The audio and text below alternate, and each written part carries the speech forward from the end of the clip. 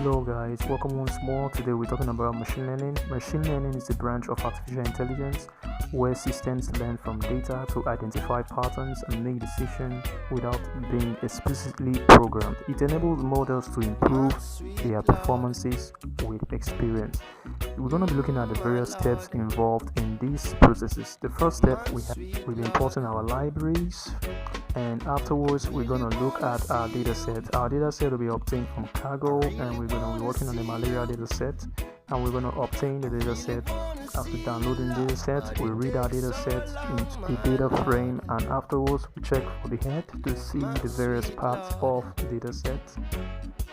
And afterwards we're going to be defining a function to process each row. That function algorithm is going to join the images of the malaria persons and classify them as infected and uninfected.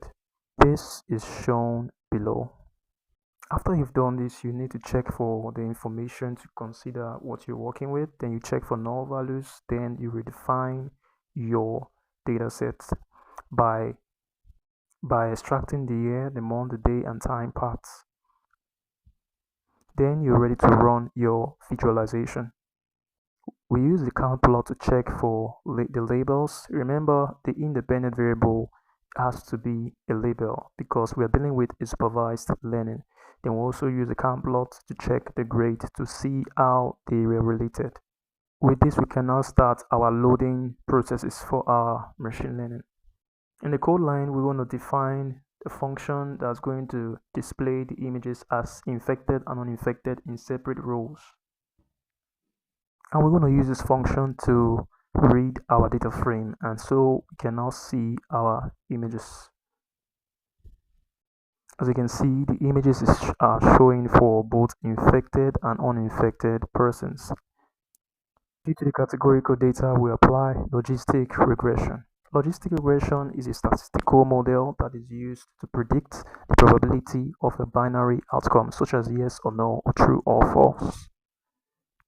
So we import our libraries from sklearn logistic regression and confusion matrix, and also we categorically classify our information in the labels as infected and uninfected, and we store them as a grade in an x variable, independent variable, and y as the label numeric, and then we use them to train. We divide them into train and test sets. Matrix. As you can see, using these parameters, the precision, recall, F1 score, and support all have an accuracy of 1.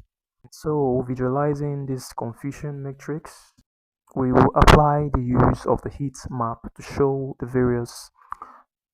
You can see, so the bandwidth for infected is 2631, while uninfected is 2600 and 602. And so from the judgment of our report and accuracy, you see that our predicted values are also close to that of the actual value, which is accuracy of 1. Thank you.